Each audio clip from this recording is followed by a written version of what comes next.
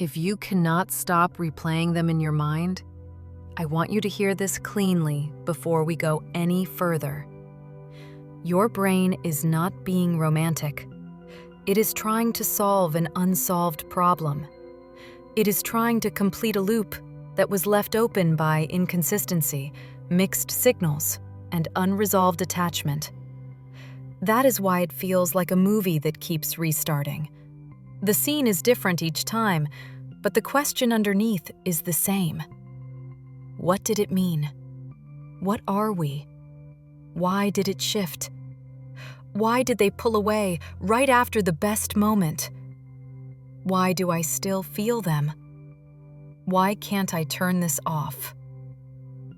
This is one of the most common experiences in avoidant and anxious dynamics, because your nervous system doesn't experience the connection like a normal memory. It experiences it like an incomplete survival file.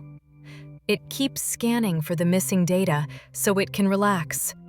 And the more avoidant hot and cold is present, the more your brain treats this person like a variable you must track.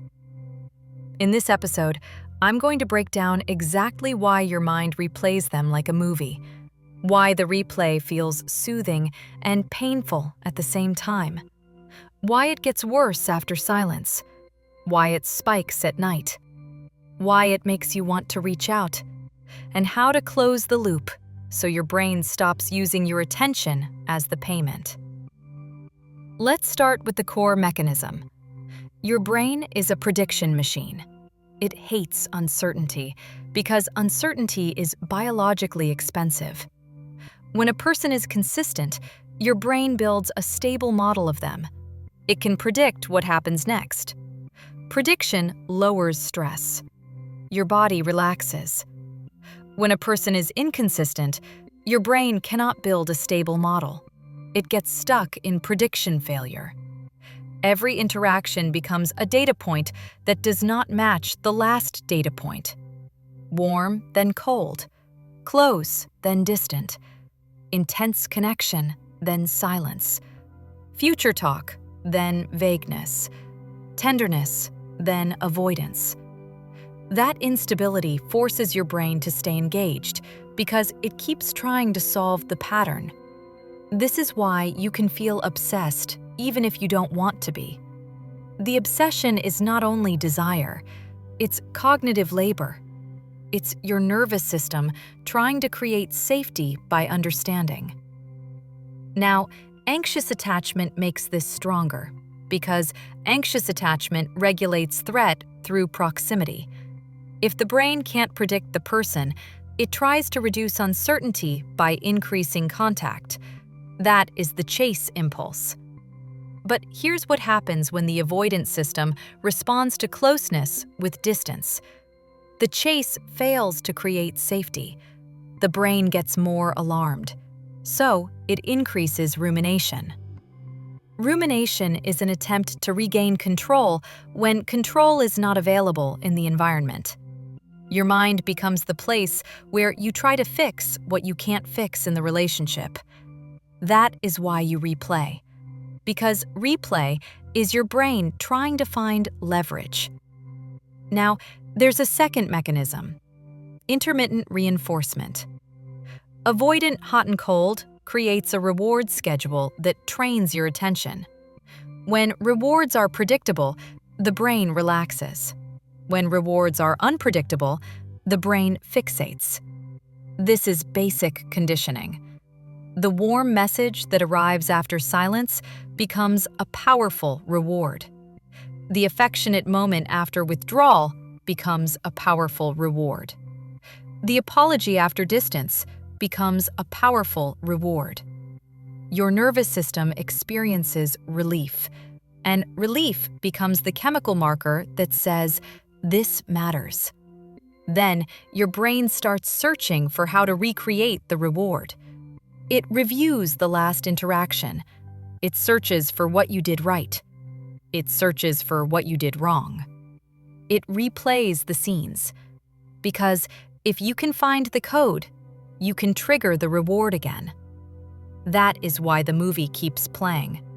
It's not because you were weak.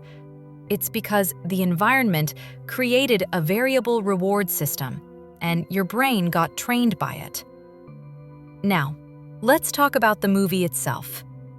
The mind doesn't replay the whole relationship evenly. It replays specific frames. It replays the peak moments, the look in their eyes, the way they held you, the way they spoke, the tenderness, the laughter, the deep talk, the sense of being chosen. It replays the moments that felt like confirmation. Those moments become evidence in your mind that the bond was real. And then, your brain uses those moments to argue with the silence. The silence says it's over. The memory says it was real. So, you live inside a courtroom. You prosecute them with their distance and defend them with their warmth. You prosecute yourself with what you said and defend yourself with what you meant. And because you are living in argument, you can't settle. Settlement is what the nervous system wants. It wants a clean decision so it can stop spending energy. But hot and cold prevents clean decisions because it keeps offering ambiguity. Ambiguity is the drug. Ambiguity is what keeps the movie going. Now, here is a truth that will make you feel seen. The reason the replay intensifies after silence is because your nervous system is trying to regulate the loss of contact by creating contact internally. When the person is not available externally, your mind brings them back internally. This is why you can feel like you're talking to them in your head. This is why you can feel like you're still in the story even when you're not speaking. It's not mystical. It's nervous system math. The brain tries to reduce separation distress by recreating the bond in imagination. This is also why you may suddenly remember details you forgot. Your brain is scanning for anything that could help it predict what comes next. Now, let's talk about why it feels like a movie specifically and not just thoughts. Because attachment memories are sensory. They are embodied.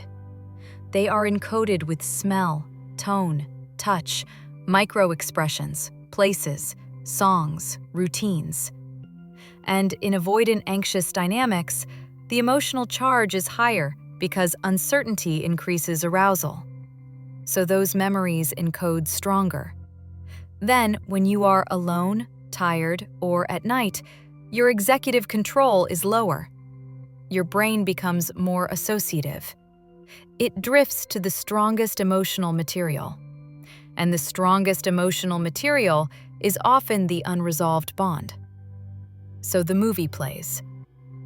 Now, there's a part here that is difficult for anxious people to accept, but it is the lever. Replay is a form of self-soothing that backfires. It soothes because it gives you a sense of connection. It backfires because it keeps the bond alive in your body. It keeps you emotionally available. It keeps you in hope. It keeps you in scanning. So the goal is not to shame yourself for replaying. The goal is to change what your mind does when the replay starts. Because if you try to fight it directly, it often gets louder. Instead, you give your brain what it's actually asking for. Resolution. Not from them, from you. Now, let's name what your brain is truly seeking when it replays. It's seeking one of three things: clarity, control, or comfort. Clarity means you want an answer. Why did it change? What are we? Do they miss me? Are they coming back?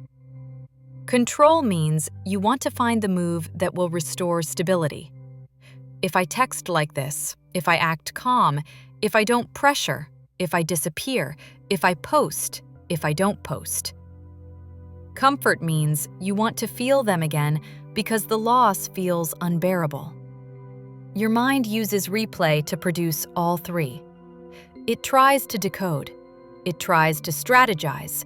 It tries to soothe. So, what stops the movie is not telling yourself, stop thinking. What stops it is meeting these three needs in a healthier way. We start with clarity. The reason avoidant anxious dynamics are so replay-heavy is because the story is not clean.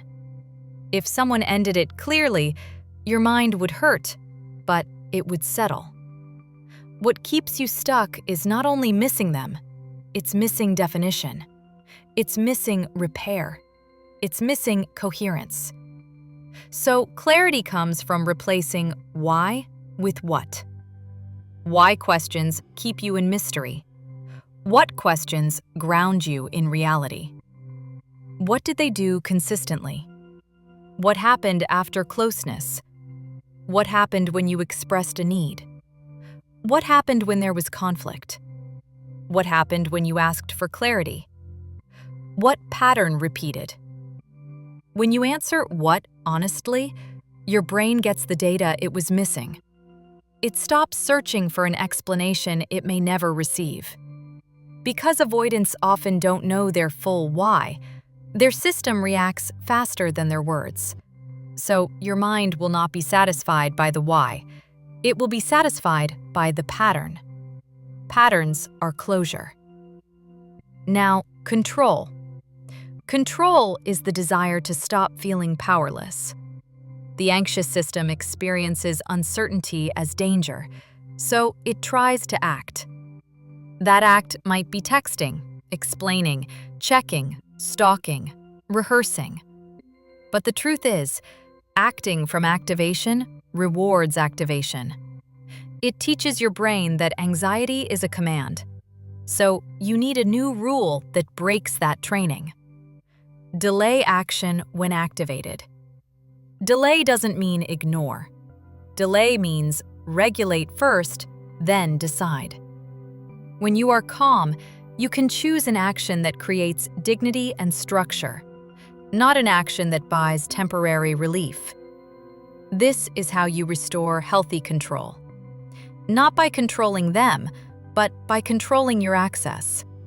You stop giving your nervous system environments that re-trigger hope. You stop letting mixed signals reopen the loop. You set a contract. If they return with behavior plus repair, that is a new contract.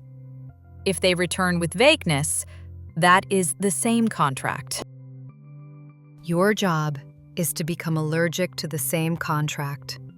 That reduces replay because your brain senses you have a protector. It senses there is a policy. Policies reduce scanning. Now, comfort. This is the part people avoid because they think it means letting go. Comfort means you teach your body that you can survive separation without recreating the person internally every night. This is not about forgetting them.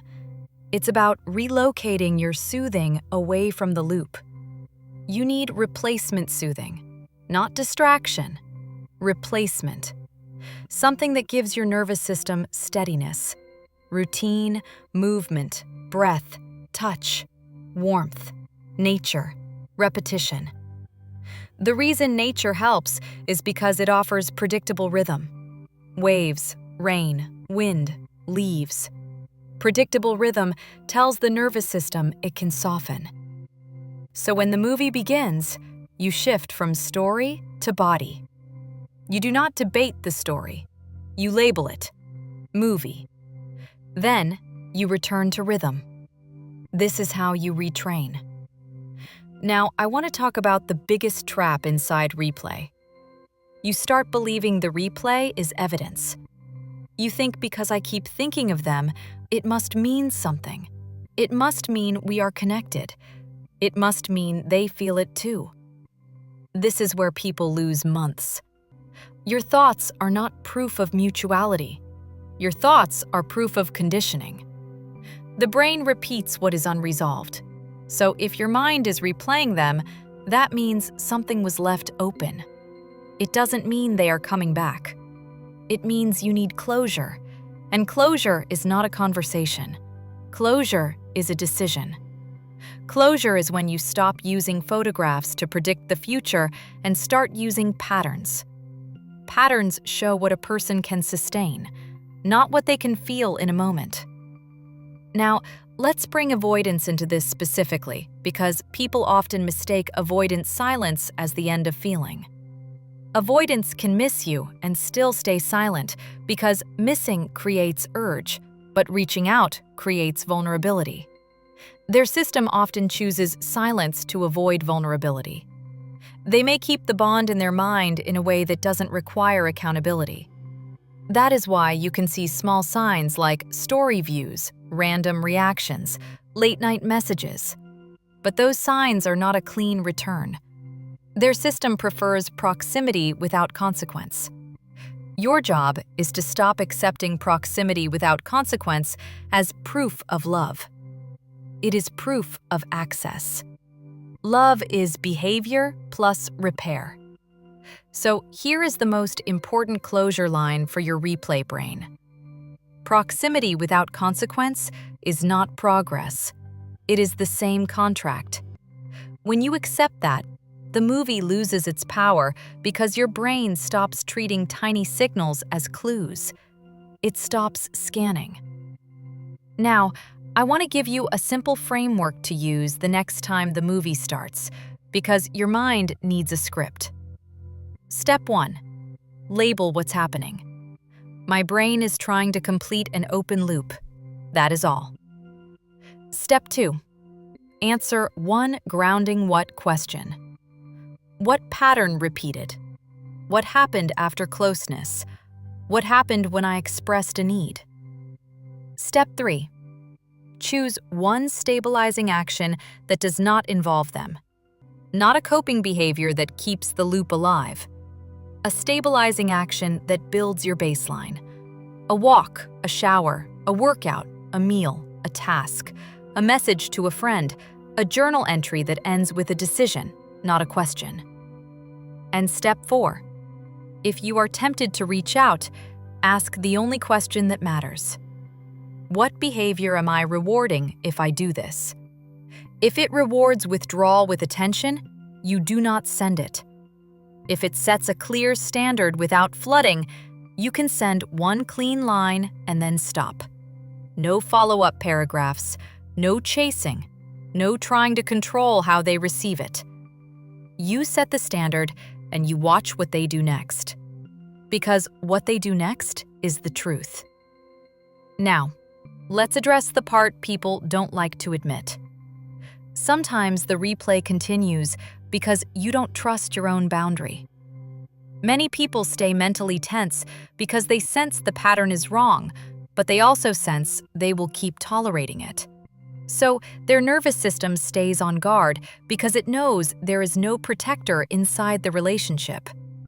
Boundaries are the protector. When you become someone who follows through, your body relaxes because it knows you will not abandon yourself. This is why sometimes the biggest relief is not when the person comes back, but when you finally decide what you will and won't participate in. The nervous system loves decisions. Decisions reduce ambiguity. Ambiguity is what keeps you scanning. So, if you want the movie to stop, you have to reduce ambiguity through standards. Standards do not require arguments. Standards require follow-through. Now, here is the final piece that makes this whole episode land. The goal is not to stop caring. The goal is to stop being trained. You can love someone and still refuse the contract. You can miss someone and still stop rewarding the pattern. You can grieve and still build your life. Because the most painful part of replay is not the memory itself. It's the sense that your mind is not yours. It's the sense that you are stuck in a loop you didn't choose. When you change the reward schedule and you make a clean decision, your mind comes back. Slowly, quietly, your attention returns to your life. And that is the real healing. Not that you never think of them again, but that you are no longer controlled by the movie. One more thing before we end, because this is where people accidentally keep the loop alive while telling themselves they are healing. They keep collecting information about the person. They reread messages, rewatch videos, revisit photos, check activity, scan social media, revisit locations, replay playlists, ask mutual friends, look for spiritual signs, look for timing clues, look for any tiny piece of data that can keep the prediction machine running. It feels like you are searching for closure, but it is actually feeding the open loop. Because every new data point becomes another frame in the movie, another thread to pull, another reason to keep thinking. So you need a clean rule. Stop feeding your brain the person as a stimulus. Not forever, not as a punishment, but as a nervous system boundary. You cannot stop replaying a movie while you keep watching trailers. If you want your mind to quiet, you have to stop paying attention with your eyes. Attention is fuel. This is why people feel calmer after true no contact, not because they stopped loving, but because the nervous system stopped getting jolted by new cues. Now, I also want to address why the replay often spikes when you are about to move forward. You might notice it hits hardest right when you start improving yourself, right when you start building a routine, right when you start meeting new people, right when you start feeling okay. That is because your brain is trying to maintain continuity. It doesn't like identity shifts. If you become someone who is no longer waiting, the old bond threatens to become irrelevant. The brain resists that by pulling you back into the familiar loop. This is why you can feel a sudden craving to reach out right when you were doing better. It is not destiny. It is conditioning. It is the nervous system trying to return to a known pattern. So when that craving hits, don't interpret it as a message. Interpret it as withdrawal. You don't need to obey it. You just need to ride it like a wave. And if you can ride it without acting, you earn something that is bigger than closure. You earn self-trust.